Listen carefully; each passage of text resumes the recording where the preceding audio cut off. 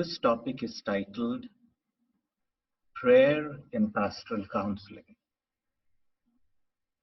Prayer and meditation occupy three roles in the pastoral counseling relationship.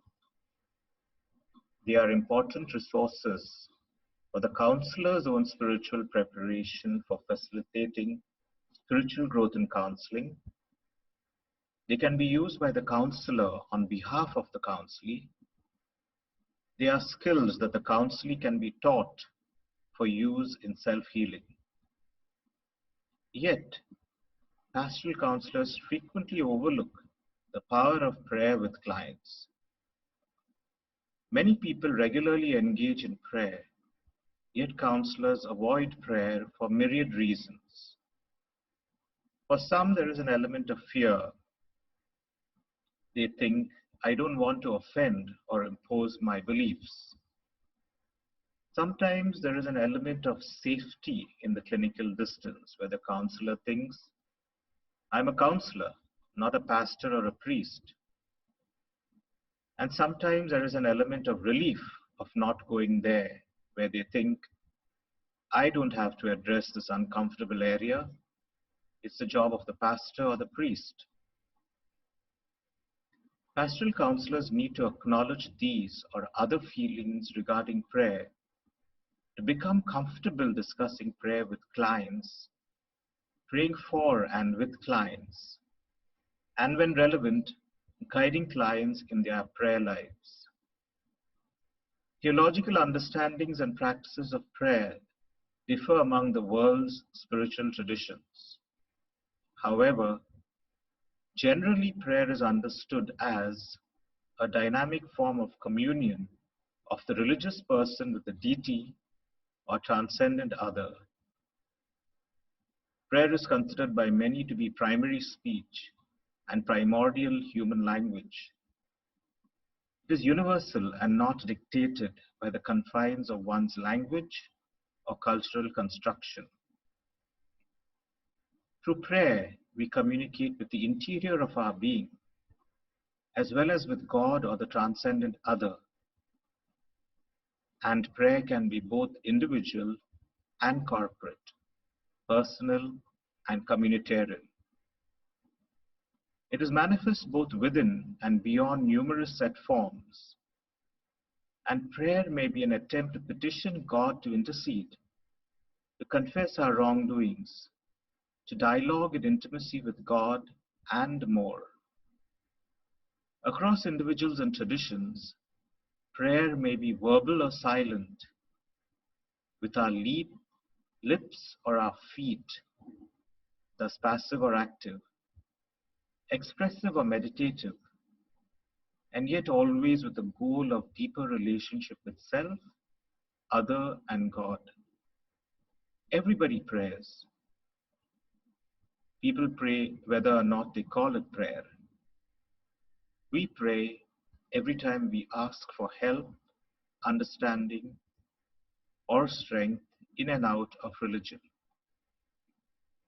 The pastoral counselor is encouraged to consider prayer as a resource rather than a remedy, as in most spiritualities, prayer exists for the purpose of developing and deepening a personal relationship with God, rather than as a psychological intervention.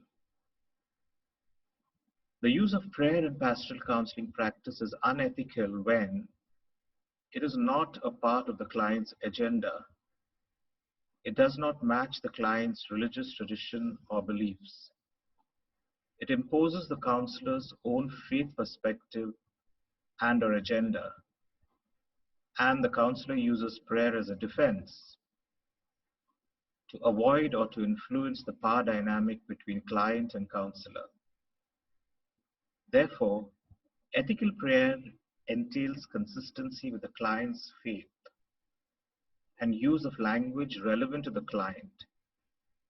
And ethical prayer is engaged with the aim of facilitating the client's spiritual growth. Pastoral counselors may find praying for clients to be a meaningful ritual before, following, or in between clients, and before, following, or in between sessions. Pastoral counselors may petition God or the transcendent for assisting in helping clients, may entrust clients to God when their concerns are overwhelming, and we come to find that praying for a client effects change in both client and counselor.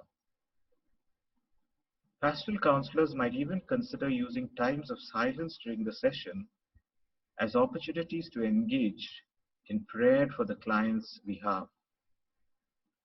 Many pastoral counselors and those in allied mental health professions recognize that prayer, when used ethically, can facilitate transformation within the client and the clinical process. Prayer and counseling share numerous similarities. Both prayer and counseling develop the capacity for mature dependence. They create a transitional space in which persons can discover their uniqueness. They encourage symbolizing the true self to an other.